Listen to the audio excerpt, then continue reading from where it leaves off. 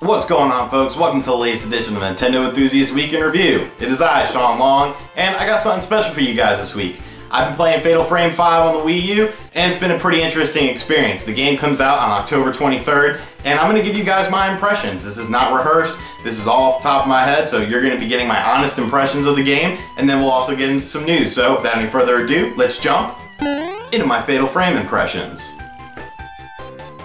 So with Star Fox out of the mix, Fatal Frame 5 is probably my most anticipated game of the rest of the year for the Wii U.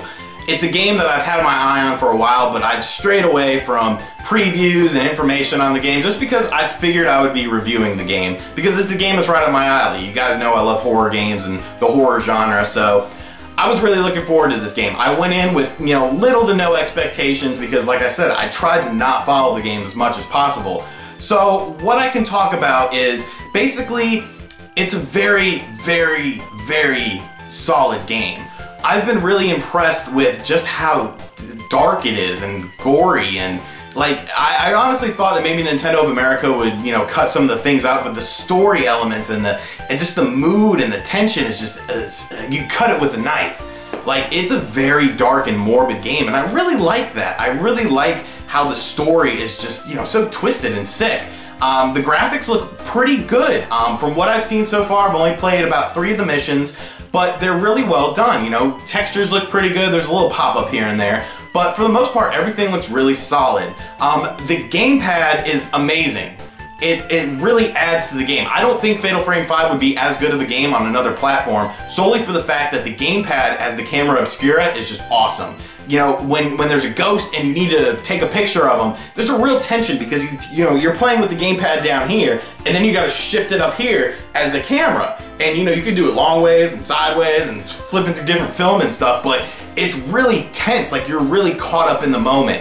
And from what I've seen so far, it's a really solid game. There's elements that I can't talk about, as far as what's in the game, but it's definitely a game that's gonna warrant a purchase, I believe, unless, something catastrophic happens, as I continue to play the game. So far, so good. Be sure to look out for my full review whenever the embargo lifts on that, because, I'll keep it honest with you guys if it's a solid game or not, but I've been impressed so far.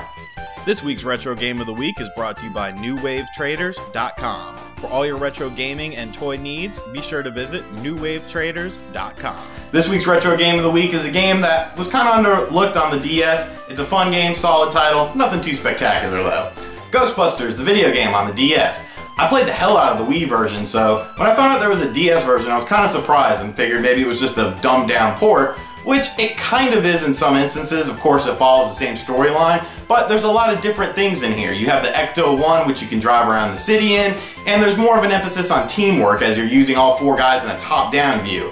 It's a pretty fun game. It's relatively inexpensive, so if you're a fan of Ghostbusters, especially the original Ghostbusters, you should definitely check this game out. There's definitely some fun to be had. So there's a story that's been making headlines that for the first time in 15 years or something like that, Nintendo has dropped out of the top 100 brands ever, or whatever, and it's great clickbait. People love to hate Nintendo because it's fun and it's easy to do, but I really don't give a shit about this. I can make a list, and is my list just as important, especially when you look at another news story that's going around that pretty much contradicts this, because yeah, Nintendo's actually doing very, very well in Japan. And in the same breath, like I said, Nintendo's doing very well in Japan. They account for the first half of 2015 for 32.1% of all video games sold. That's not just on Nintendo consoles. That is games made by Nintendo.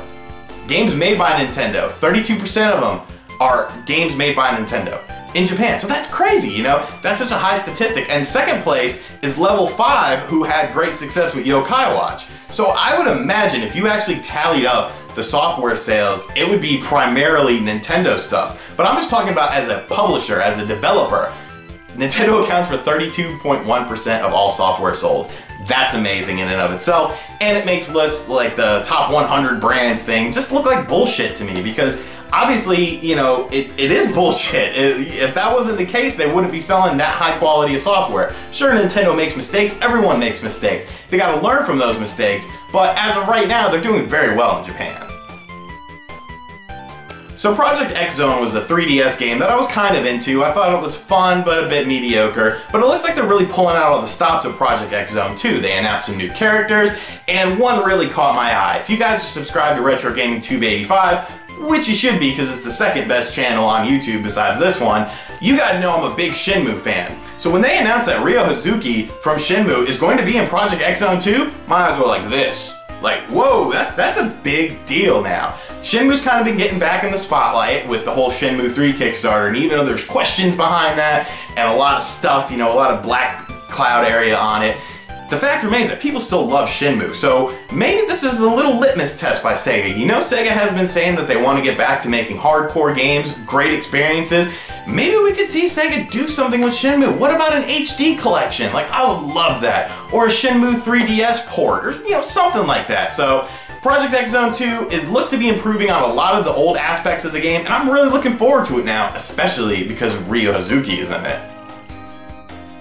Alright, and that's going to do it for this week's show. Hope you guys enjoyed it. As always, be sure to like the video. Leave me a comment below. Let's talk about some of the things we discussed on the show.